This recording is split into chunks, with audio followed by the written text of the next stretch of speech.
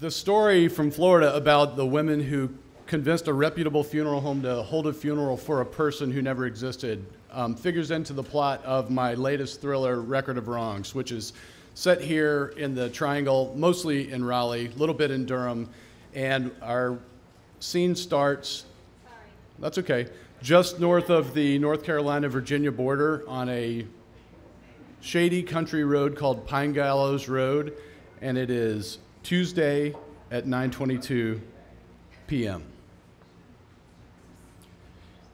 He was plenty far from the gas station or anything else out here, just big old tobacco fields.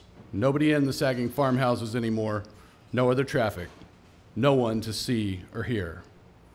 The race-modified Chevy Monte Carlo waited still in the northbound lane of Pine Gallows Road. The straps of an 8-point harness held Jamie Epps snug in its molded seat. His fingers checked the anti-whiplash tether rigged to his carbon fiber crash helmet, and he felt like his daddy's hero, Darrell Waltrip, in the Tide car back in '89.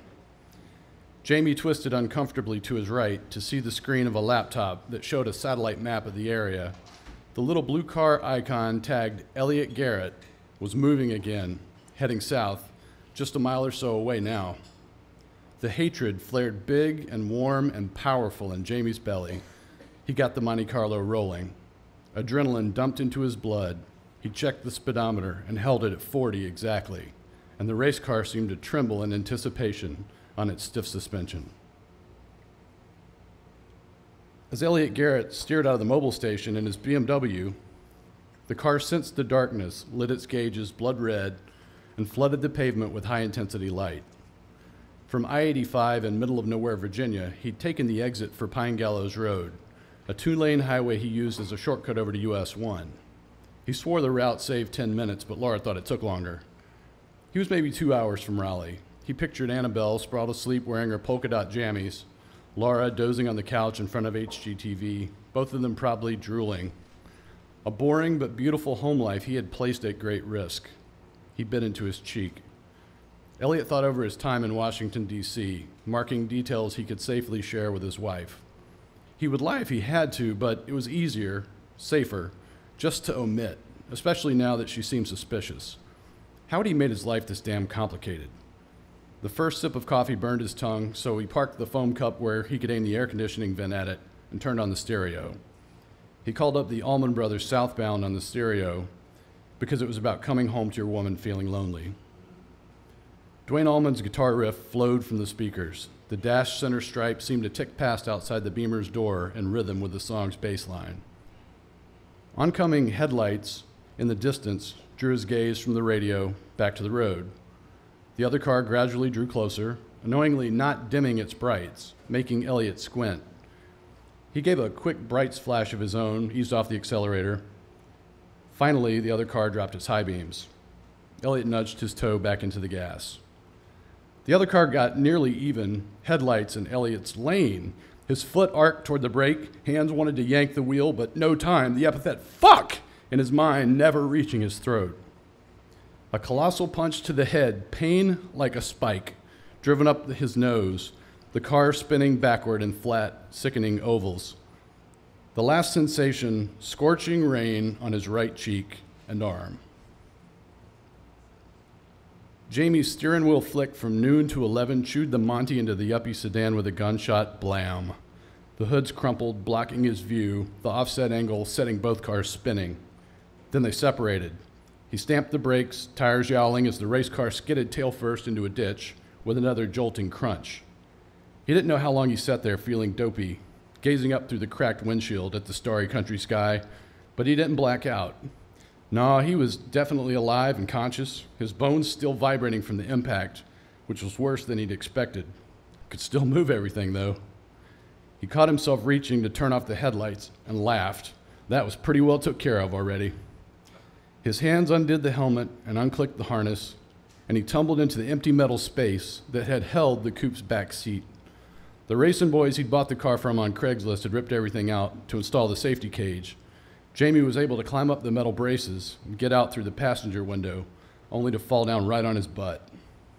Rising to a knee, then slowly to his feet, he felt himself shaking. It was like waking up drunk or something, seeing and hearing and remembering everything, but experiencing it through a weird kind of fog. He stepped onto the pavement, made his feet carry him up the edge line toward the gleaming taillights of the BMW a couple hundred yards away. It was sitting on the wrong shoulder, but facing the same way it had been heading. The fuzz was clearing out as the adrenaline kicked back in. Near the BMW, he unzipped a pocket of his fire suit, pulled out a digital camera, and took pictures from all different angles. He tried the driver's door handle, locked. So he pulled out a life hammer auto escape tool and popped the glass. When he saw Elliot Garrett, Jamie had a moment of doubt that his plan had worked. To check for a pulse, he put 2 fingers on the man's neck. Yeah, buddy, mission accomplished. The car smelled mixed up. Strong coffee and some kind of chemical from the airbag, he guessed. He opened the door and took more photos. Blood streaming from Elliot Garrett's nose, mouth, and left eye.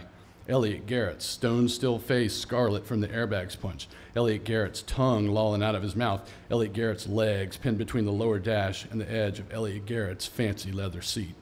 5 photos, 6 photos, 7, 8, 9. Enough.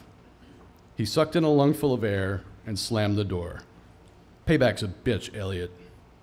Damn, he wished he had his partner Eric with him. They had planned this all out, talked about how they'd do it. They were supposed to be doing this together.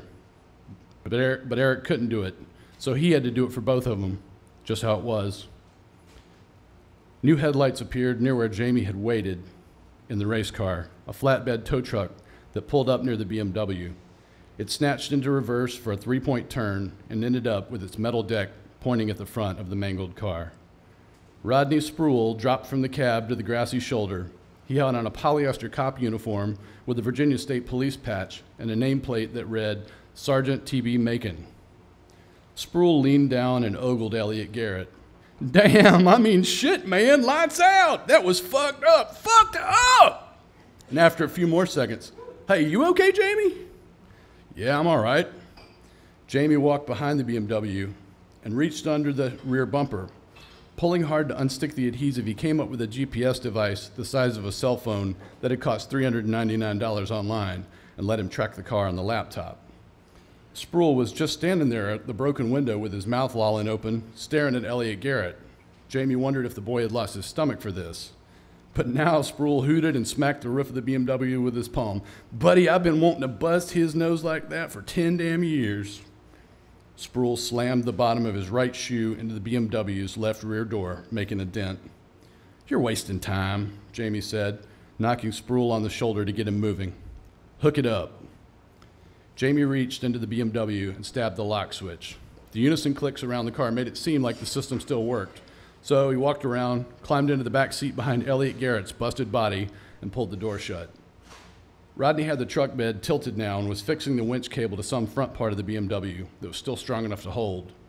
With a racket of scrapes and squeaks, the cable dragged them up onto the deck, which went level. Rodney gunned the diesel engine to go hook up the totaled race car and pull it along behind. After they'd driven just a quarter mile, Jamie saw an oncoming car and smiled, finished just in time. He wiped his forehead as he checked his watch. It had all taken about 8 minutes. This is Saturday, a few days later. Laura Garrett sniffled into a cloth handkerchief in the front row, getting the heat but not the light of the late afternoon sun under the green tent. She was wearing a black dress that was too sexy for a funeral, but she had worn it to the Compassion House charity ball with Elliot a month before, and it made her feel close to him. She didn't give a damn what anyone said or thought about it. Caitlin and Mom had clearly questioned the choice, but had kept their mouths shut, and she loved them for it. The wind toyed with the Reverend Reese Wallett's comb-over as he gave the graveside homily for Elliot. He was the former pastor of Kilpatrick Memorial Methodist, Elliot's parents' church, and he'd known Elliot growing up. His talk was heavy on memories of Elliot's stellar high school baseball career, but with nice things, too, to say about him as a community leader, devoted father, and with a nod toward Laura, loving husband. Elliot's dad, former North Carolina Governor Murphy Henderson Garrett, sat 3 seats away from Laura, but didn't rate a mention. The Reverend Walletts realized the relationship between father and son had been tough. There must have been 250 people here, work colleagues, neighbors, friends from Heritage High School she hadn't spoken to in 10 years, though they still all lived around Raleigh. Even deep in her grief, Laura found it strangely wonderful to have most of the people she'd known and cared about all in one place, back in her life, just talking with her. There on the hill was a television cameraman, too. Probably because of the gov. Laura's vision was blurry with the tears, and somehow now it was already time to lower the casket into the ground. Reverend Wallace was saying, "Ashes to ashes, dust to dust, you are all dust, and unto dust you shall return. Yet God so loved the world that whosoever believeth in him shall not perish but have eternal life." Part of her expected to see Elliot sitting at their kitchen table when she got home, but as she stared out past the roof of the tent, she told herself his absence from her life was as permanent as the massive twisted oak she could see standing sentinel in the rolling cemetery. Laura suddenly wanted to stand up from her chair and collapse into the open grave on top of Elliot's casket. Let them bury her too with a waiting pile of red clay to return to dust with him.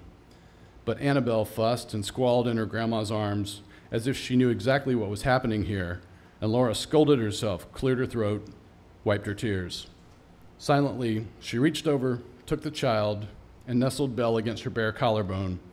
The Reverend was still talking, and Laura felt all the eyes on her as she stood with her daughter in the middle of whatever he was saying. She brushed past her family and walked out of the tent toward the oak tree, hoping no one would follow, wanting a few minutes to stand under the weight of those massive branches with her daughter, wanting to stand there and get used to the feeling of it being just the two of them now.